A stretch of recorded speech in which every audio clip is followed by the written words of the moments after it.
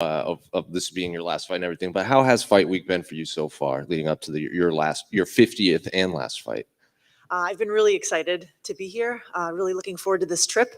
I always enjoy fight week, and I'm really excited to get a media day. I feel special, and I'm really trying not to focus on the fact it's my last one, because I feel kind of pressure when I think of it that way. I think my friends and coaches and fans and media members are really trying to ask me about my career, and I feel really good about that. And I just really want to go into the fight with a positive attitude and just feeling excited and trying to do what I've learned to do. And like, I'm going off on a tangent now, but like all this time I've always focused on, I want to be stronger. I want to be stronger. I want to be stronger. Like that's my martial arts spirit. So now after this fight, I really want to be able to say, I got stronger. Like, look at what I've done. So that's kind of my feelings going into this fight week. I was going to ask, I guess it reminds me of like when Derek Jeter and Kobe retired, they said they kind of regretted announcing it was their last season, because after that, it kept every press conference. That's what was focused on. Do you maybe regret bringing it up? So, because that now everyone's going to bring it up to you and talk about it. In the past, when I wondered about how it would be, I didn't want to think about retirement. But now I think I'm absolutely ready, so I don't mind talking about it. I'm sure you saw the article that came out of all the female fighters talking about your career in general. So what do you make? Like, it's one thing for the fans and the media to bring up your career, but you're also seeing fellow fighters, even the current UFC bantamweight champion, is saying like there is never going to be someone like Roxy moving forward now.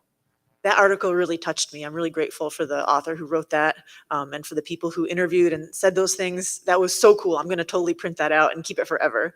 I didn't know a couple things. Like I didn't know what Marloes thought about us. And I totally forgot that I had gone up to Tara in the fight and said, you better not be going easy on me. Like, I don't remember that, but that's totally something I would have done. So it was really cool, yeah, to get credit from them and to, like, as I said, it reminded me, like, I'm always really hard on myself for my losses, because I always try so hard and put my heart into it.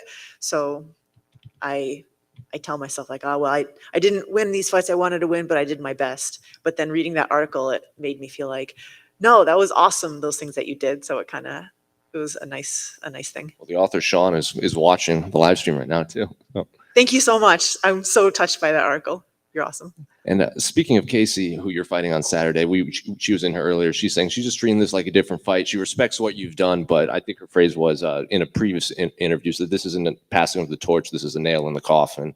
So what do you make of those comments? Ooh, that's pretty sassy. I like it. Oh, that's exactly what she should be thinking. You know, she shouldn't care about me or my career or anything. She should just be training to fight me. And I really respect her. She seems like a very tough opponent. I always enjoyed watching her fights up until now. I thought, man, she has like a similar style. Like she just busts forward and tries to grab him and take him down and pound him out and choke him or whatever. Like, that's cool. So I'm excited to fight such a strong up-and-comer. Bring it on. She also said on Monday in the MMA Hour that she's kind of looking forward to getting past this, because she trains with one of your friends, and that part is a little stressful for, not that you're training secrets, but just like the thought of it in the back of her mind. Very, very similar, actually.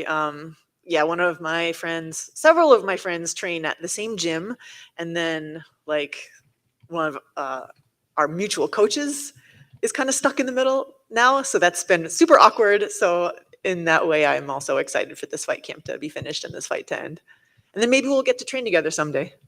Is there any hints on the final cosplay for the ceremonials? I know you like to keep them secret. But.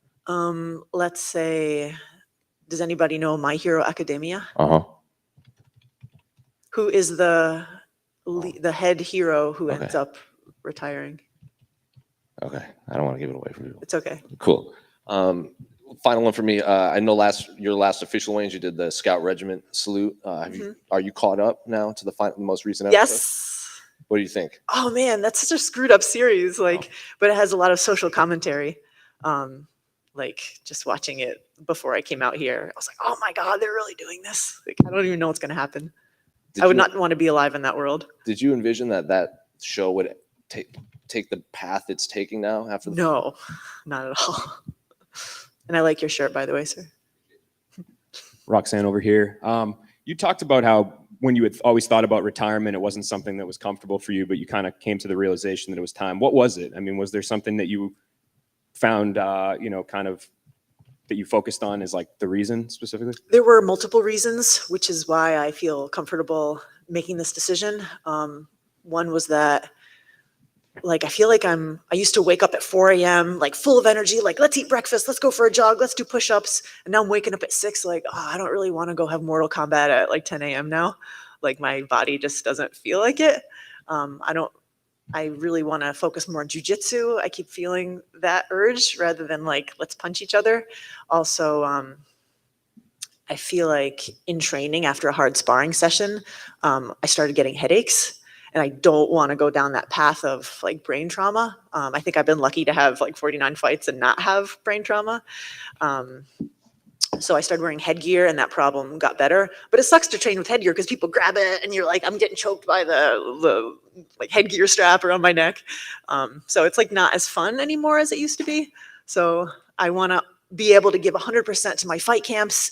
And I feel like that I might not be able to moving forward. So I feel like now's a good time to change my life.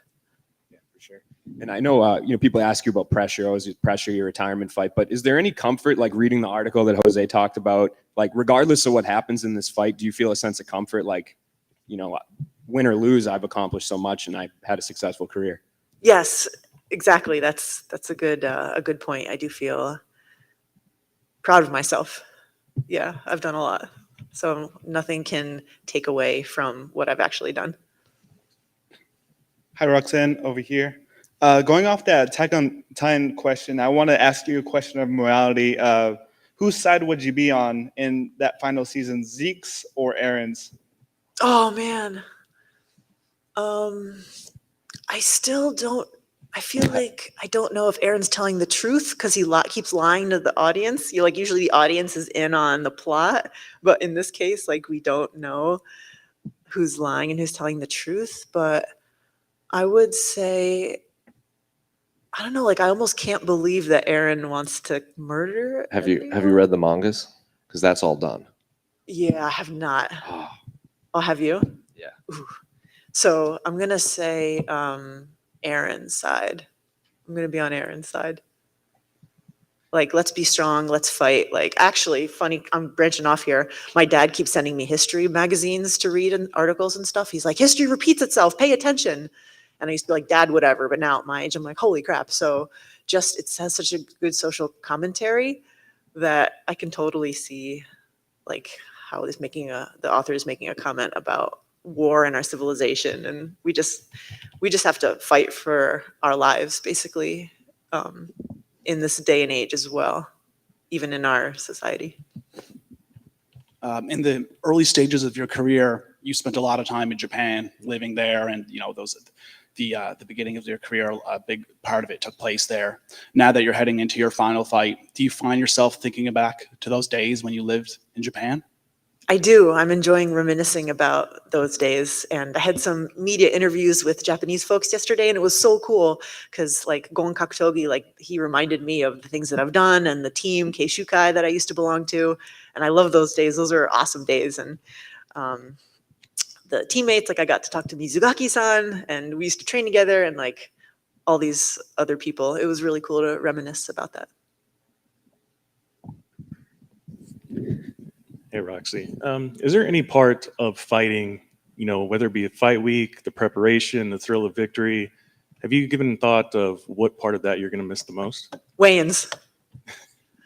I love weigh-ins. Like, I don't mind cutting weight so much because I really enjoy eating lunch with my friends together. Like, I have a group of friends, shout out to Candy, who always comes and like hangs out with me. And then I get to do my cosplay, which I really enjoy. I get so nervous before that. I like start sweating and like get really like the jitters a little bit before that because I really want to do a cool performance, and then I enjoy watching it on video afterwards.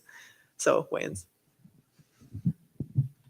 Hey, not to take your mind off the fight, but what's some of your plans post-retirement? Like, I know that you love teaching kids jiu-jitsu. Is that something that you'll be taking more seriously now? I have some ideas. Nothing's set yet. I cannot reveal my hopeful plans yet. I have one, and I also hope to teach jujitsu in addition to that. I really love teaching kids. And I love writing as well. Like I'm writing my second autobiography, the second stage, because I wrote a first one. This is my second one. So I want to finish that, finish getting it edited, and then publish it. When do you expect to have that complete? I'm almost finished writing it. So now I need my friends and people I'm hiring to help me finish editing it. So hopefully I'll finish it in the next few months, and then maybe by the end of the year, publish it. So stay tuned.